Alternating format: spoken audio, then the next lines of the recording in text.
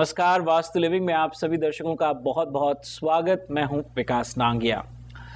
दर्शकों, प्राकृतिक सौंदर्य यानी नेचुरल ब्यूटी हम सभी को आकर्षित करती है अपनी ओर। लेकिन कई बार ऐसा होता है कि घर के बाहर खूबसूरत सा गार्डन हो, लैंड हो, जहां पर नेचुरल ब्यूटी होती है, हम उसको नज़रअंदाज कर बैठते हैं। वास्तु लिविंग में दरअसल लैंडस्केपिंग का अत्यधिक महत्व बतलाया गया है। क्या है वो महत्व, क्या क्या वो इम्पोर्टेंट पहलू हैं, उन पर आज हम बातचीत करेंगे अपनी वास्तु और फंक्शुई एक्सपर्ट पल्लवी चिल्लावाड़ा जी से। लेकिन सबसे पहले आइए उनका स्वागत करते हैं।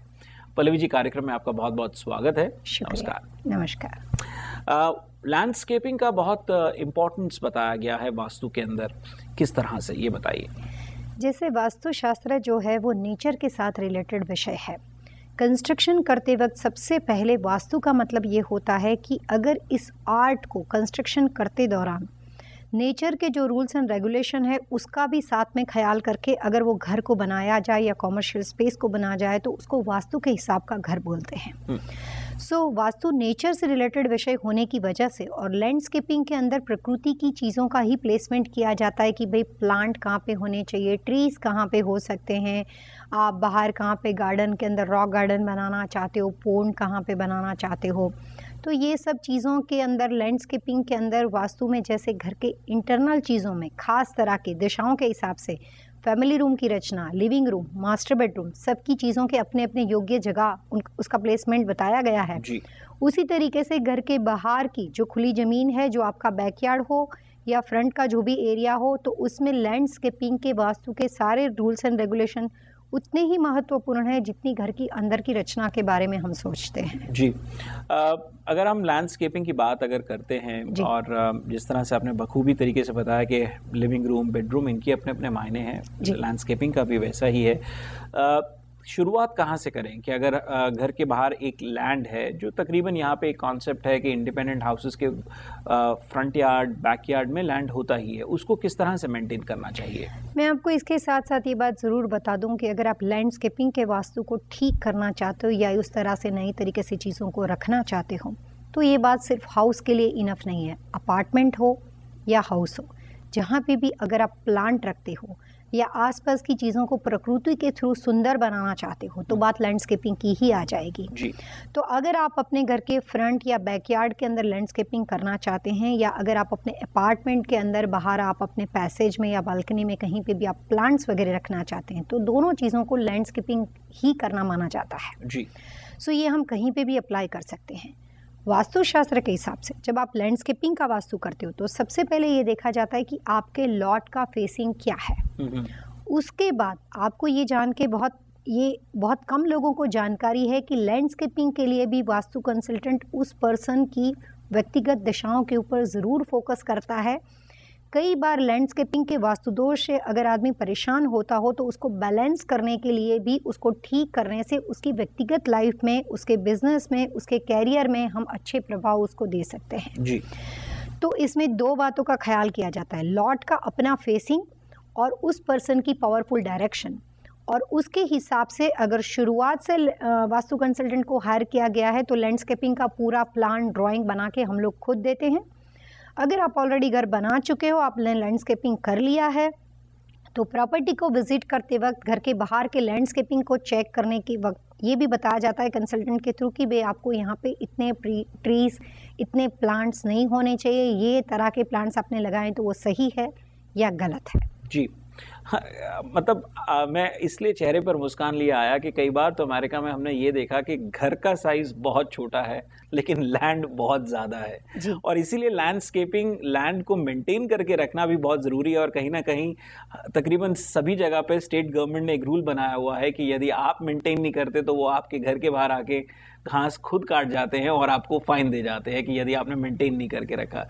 लेकिन वास्तु कुछ और कह जाता है जी नहीं, प्रकृति का रूल्स ऐसा है कि 75% अगर आपके पास लॉट हो तो उस जगह को 75% खाली छोड़ देना चाहिए, 25% कंस्ट्रक्शन करना चाहिए जी। लेकिन आदमी ज़्यादातर कोशिश ये करता है कि मेरे घर में जितनी जगह हो सके कवर हो जाए, और इसीलिए वास्तु के रूल्स जो है वो वहाँ के डेवलपर्स या काउंटी के रूल्स के साथ 100% मिलते हैं, क्योंकि आप कोई भी घर बनाते हो तो आपको काउंटी के रूल्स फॉलो करने पड़ते हैं जी। कि फ्रंट लेवल से आपको 35% लैंड छोड़ देनी पड़ती है, पीछे बैकयार्ड से आप 25% या 20% लैंड छोड़ते हो तो चलेगा जी। बट इंडिया में अगर आप देखते हो तो इंडिया में अगर आपका बड़ा सा हाउस है, लोगों की कोशिश ये रहती है जितनी हो सके जगह को कवर करो, जितना हो सके कंस्ट्रक्ट करो जी। बट वास्तु कंसल्टेंट को अगर किसी फैक्ट्री या कॉमर्शियल स्पेस बनाने के लिए या रेसिडेंस बनाने के लिए मौका मिलता है तो वो ज़्यादातर 75% से 60% लैंड को खुला छोड़ने में बिलीव करता है, वो सिर्फ 25% के अंदर वो कंस्ट्रक्शन करता है। जी।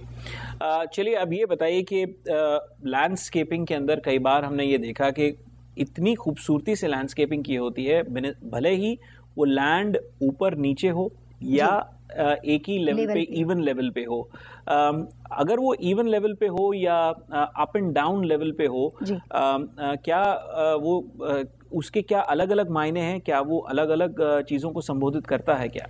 लेवल डिफरेंस की बात लैंडस्केपिंग के थ्रू प्लस माइनस हो सकती है, बट अगर हम लैंडस्केपिंग के बारे में बात कर रहे हैं तो अगर आपका घर नॉर्थ फेसिंग है जी। या आपका लॉट नॉर्थ फेसिंग है, चाहे वो अपार्टमेंट हो या रेसिडेंस हो, कुछ भी हो, बट अगर वो नॉर्थ फेसिंग है तो जनरली आपकी जो फ्रंट साइड है वहाँ पे आपको मिनिमम ग्रास का लैंडस्केपिंग करना चाहिए, जिसमें ट्रीज़ वगैरह ना हो, और सिर्फ आप श्रब वगैरह को डाल सकते हो, जो कि छोटी हाइट के पेड़ होते हैं, उसे हम श्रब कहते हैं। वास्तु के अंदर मनी प्लांट के अलावा कोई भी क्रीपर्स अलाउड नहीं है। तो जो भी प्लांट वगैरह, जो क्रीपर्स जिसके लिए आपको रूट को सपोर्ट देना पड़ता हो, ऐसी चीज़ें वास्तु के अंदर कमज़ोर पेड़ अलाउड नहीं है। तो मनी प्लांट के अलावा क्रीपर्स नॉर्थ और नॉर्थ ईस्ट में नहीं डाल सकते हो। और इसके अलावा अगर आपके पास बड़े पेड़ और प्लांट हो तो वास्तु में लैंडस्केपिंग का एक ड्राइंग तैयार किया जाता है कि नॉर्थ फेसिंग लॉट वाले पानी से रिलेटेड चीज़, वाटरफॉल, वाटर फाउंटेन, अगर घर के बाहर पोंड बनाना चाहते हो, छोटे छोटे श्रब डालना चाहते हो, छोटे प्लांट्स डालना चाहते हो, तो ऐसे नॉर्थ के फ्रंट यार्ड में ज़रूर कर सकते हो जी। और उससे ऑपोजिट उसी पर्सन के घर का जो बैकयार्ड होता है वहाँ पे, यानी कि साउथ में और उनकी पश्चिम दिशा जो है, जो कि वेस्ट में, वहाँ पे वो अपने हैवी प्लांट वगैरह कुछ भी डाल सकते हैं, रॉक गार्डन बना सकते हैं, वगैरह चीज़ों को वो कवर कर सकते हैं जी। ये बात सिर्फ नॉर्थ फेसिंग लॉट के लोगों के लिए है, चाहे वो घर बना हो चाहे अपार्टमेंट हो। जी। वास्तु लिविंग में दर्शकों, आज हम अपनी वास्तु और फंक्शुई एक्सपर्ट पल्लवी चिल्लावाड़ा जी से बातचीत कर रहे हैं लैंडस्केपिंग के बारे में। उनसे ये बातचीत जारी रहेगी, लेकिन एक छोटे से ब्रेक के बाद आप जाइएगा नहीं और आनंद लीजिए वास्तु लिविंग का।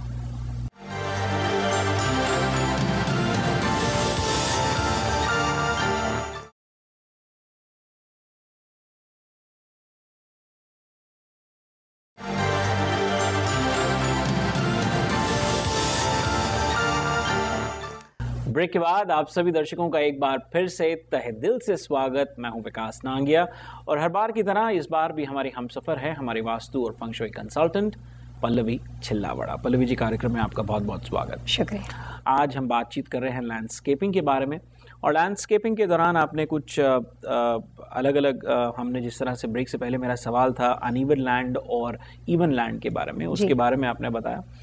अगर और आपने बताया कि भी एक नक्शा सा बनाया जाता है, जिस तरह से डिसाइड किया जाता है जी। घर के बाहर, इमीडिएट बाहर, और घर की जो बाउंड्री वॉल होती है उसके बाहर किस तरह की प्लांटेशन करनी चाहिए? जी, जैसे हमने अभी इस प्रोग्राम में नॉर्थ के बारे में बात की, अभी उसके अलावा भी दिशाएं हैं जी। जैसे हम फिलहाल लॉर्ड के बारे में सिर्फ कार्डिनल डायरेक्शन में बात करते हैं, तो जैसे नॉर्थ के डेवलपमेंट के लिए आगे फ्रंट में आप छोटी प्लांट यूज़ करते हो, वैसे अगर आपके मकान का फ्रंट साउथ की ओर पड़ता हो या वेस्ट की ओर पड़ता हो, तो ऐसे केस में घर के दरवाजे के बराबर सामने आप बड़े बड़े ट्री और हैवी प्लांट्स को ज़रूर डाल सकते हो। घर के बाहर फ्रंट की साइड।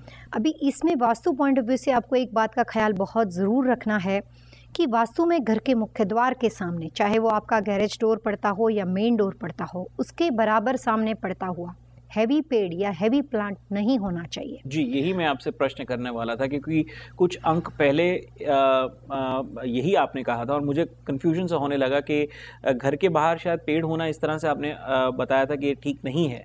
यहाँ पर आप बता रहे हैं होना चाहिए, तो किस तरह से ये काम करता है? तो अगर आपका मकान साउथ फेसिंग या वेस्ट फेसिंग पड़ता हो तो उसमें सिर्फ आपको मेन डोर की डिग्री की जो 10, 12 से 15 डिग्री तक का जो भी घर का मुख्य द्वार बना हुआ हो, बराबर उसके सामने उसी रो में मेन कोई भी हैवी प्लांट, पेड़, कोई भी चीज़ नहीं होना चाहिए। उसके अलावा दरवाजे को छोड़ के राइट और लेफ्ट में जो भी आपके पास फ्रंट में जगह स्पेस पड़ती हो, वहाँ पे आप हैवी प्लांट ज़रूर डाल सकते हो। तो जिन लोगों के घर साउथ फेसिंग या वेस्ट फेसिंग है और वो फिलहाल लैंडस्केपिंग करना चाहते हैं, तो मेन डोर को छोड़ के उनको वहाँ पे हैवी प्लांट सारे डालने चाहिए। यहाँ तक कि जो कोशिश करना चाहिए कि मेन डोर के बराबर सामने आपको कोई छोटा सा श्रब भी नहीं डालना है या कोई भी तरह का वहाँ पे आपको कोई चीज़ की रुकावट खड़ी नहीं करनी है, क्योंकि मुख्य द्वार से आने वाली पॉजिटिव एनर्जी वो किसी पेड़ से टकरा के, पेड़ से या प्लांट से टकरा के उसकी हवा को लेकर घर में दाखिल नहीं हो सकती जी। बट पुराने ज़माने के कंसेप्ट से अगर हम घर के बाहर एक तुलसी हमेशा रखते थे, जिसकी वजह से तुलसी की हवा, खुशबू घर में आती थी, वो भी अगर आप गौर करते हो तो तुलसी का प्लांटेशन जो भी आपने अनइवन लेवल के बारे में बात की जी, तो वहाँ पे वो डिस्टेंस काफ़ी अच्छा होता है, वो छोटा सा श्रब तुलसी का होता है। तो ऐसी कोई बात के अलावा घर के मेन डोर के सामने कोई भी तरह का पेड़ वास्तु में अलाउड नहीं है, चाहे वो कितना भी शुभ हो या कोई भी तरह का हो। तो साउथ फेसिंग और वेस्ट फेसिंग लोगों के लिए मेन डोर को छोड़ के आप पूरी जगह पे कहीं पे भी बड़े बड़े हैवी पेड़ ज़रूर डालो। उसको डालने से आपको प्रैक्टिकली मार्केट पोजीशन में अपनी जॉब कैरियर के अंदर एक अच्छा सपोर्ट, एक अच्छा बैकअप मिलता है, क्योंकि लैंडस्केपिंग का वास्तु ये कहता है कि पूरा जो आपका लॉट होता है वहाँ पे हाइट और वेट क्रिएट करने के लिए लैंडस्केपिंग सबसे इजी तरीका है और कोई भी आसानी से कर सकता है और उससे बहुत अच्छा आप वेट बढ़ा सकते हो जी। तो वास्तु की काफ़ी रेमेडी के लिए लैंडस्केपिंग से वास्तु कंसल्टेंट उस साइट के अंदर बहुत अच्छे रिजल्ट दे सकता है। जी, हमने नॉर्थ के बारे में बात करी, साउथ के बारे में बात करी और वेस्ट के बारे में बात करी जी। इससे पहले कि हम सब कार्डिनल की बात करें, एक दिशा जिसमें हर कोई सोचता है कि ईस्ट फेसिंग घर ही लेना चाहिए, उसके बारे में लैंडस्केपिंग किस तरह से होनी चाहिए? जैसे अगर हमारे पास ईस्ट फेसिंग घर का फ्रंट पड़ता हो तो वहाँ पे हम छोटे छोटे श्रब डाल सकते हैं और उसमें भी वही बात है कि मेन डोर के सामने नहीं आना चाहिए। उसके अलावा आप फूलों से रिलेटेड कोई भी प्यारी सी कोई फ्रूट्स वगैरह से रिलेटेड, जैसे लेमन हो या मैपल, कुछ भी कोई भी तरह के, बट जो भी श्रब हो सिर्फ वही आप ईस्ट के फ्रंट में डाल सकते हो। उसके पीछे बैकयार्ड के वेस्ट में आप काफ़ी हैवी पेड़ और हैवी प्लांट डाल सकते हो। वास्तु पॉइंट ऑफ व्यू से कोई भी घर के लैंडस्केपिंग के अंदर 3-4 चीज़ों को कम्प्लीटली वास्तु में अलाउड नहीं किया जाता है। जैसे हमने अभी पहले ये बताया कि कौन से तरह के प्लांट की 3 कैटेगरी है, श्रब है, हैवी पेड़ है और है क्रीपर्स। तो किन किन चीज़ों का इस्तेमाल करना चाहिए जी। अब लैंडस्केपिंग के अंदर आप जो पेड़ डालते हैं वो सबकी डेफिनेशन भी वास्तु में बहुत क्लियर बताई गई है जी।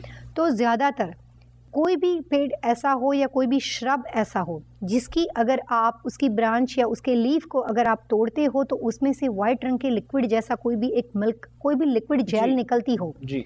तो ऐसे कोई भी प्लांट वास्तु में उस प्रॉपर्टी के अंदर अलाउड नहीं है, जिसे किसी भी दिशा में नहीं डालना चाहिए। ये बात हर एक के लिए है। उसी तरीके से मनी प्लांट के अलावा ज़्यादातर घर के अंदर क्रीपर्स नहीं डालनी चाहिए। और तीसरी सबसे इम्पोर्टेंट बात, बोगनवेल, रोज़ प्लांट जिसके अंदर काफ़ी बड़े बड़े कांटे वगैरह होते हैं, थ्रोन्स बड़े हो, बॉन्जाई और कैक्टस, ऐसी चीज़ें जिसमें काफ़ी बड़े थ्रोन्स हो, ऐसी चीज़ें वास्तु के अंदर कम्प्लीटली अलाउड नहीं है जी। उसको किसी भी कोने के अंदर अगर ऑप्शन होता है तो नहीं डालने चाहिए। अगर आप रहते हो और घर के किसी कॉर्नर में इस तरह की चीज़ें बनी हुई हो तो वो सबके अंदर दिशा का ज्ञान होना बहुत ज़रूरी बन जाता है। जी। सिंपल जवाब ये